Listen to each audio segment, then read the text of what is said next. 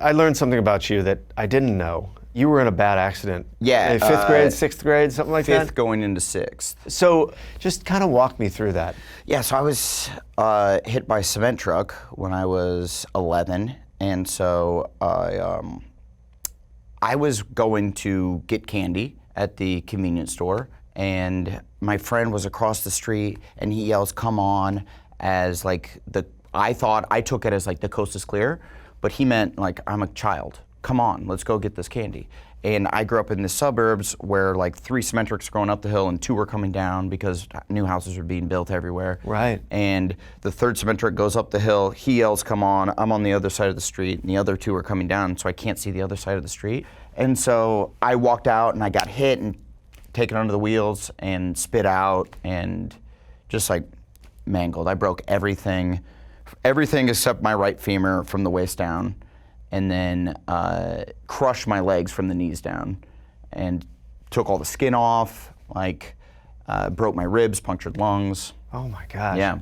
And were you in a coma? Or? Yeah, I was in a medically induced coma for 2 weeks, and then was in the hospital for like a month and a half, something like that, and then had like 26 or 27 surgeries over the next couple years. You're kidding me. Mm-mm. So you were in and out of hospitals for 2.5 years? Yeah. And not walking? Well, like it was like by like halfway through 7th grade, I was walking, but then I needed another surgery, so I'm back in a wheelchair, but then in 8th grade, I played football.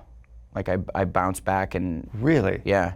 I was bad. I was a really bad football player because my mom was like, not only did I wear all the pads that they make you wear in football, my mom made me wear arm guards. My arms weren't hurt. She was like, that's the last untouched part of his body. She's like, you're not breaking your arms. So I'm wearing arm guards, I'm wearing shin guards, I'm fully padded up. I have to say, I'm astonished your mom let you play football after that, because have you ever spoken to your parents about what they went through? Mm-hmm. Like, how did they find out? Yeah, my mom was at the zoo, weirdly, with both of my godmothers, which like doesn't happen that often in my family, that both of my godmothers are with my mom. So I don't know if it's— They're like godmother meeting at the monkey cage. Yes, exactly. We must talk about the children. And it was before cell phones. Yeah. And so she got, there was a little note at the concession stand. She goes like to get a drink, and the way she tells it, like my mom believes a lot in like God and like angels and stuff. And so she says that she like felt something, got goosebumps, says she needs a drink, and then she feels lightheaded, goes over to the concession stand, and there's a little 3x5 note card that says, "Penny Devine, please call this number." And so she's like, "Oh, that's me." And then they called and found out that I was in the hospital. And then, oh my gosh. And then my dad was working nights. He works for the railroad he just retired last year. Good job, Dennis. And he was at home sleeping. He was working a night shift, and the phone rang. He let it go to the voice machine, when voice machines used to be in your house and you could hear them.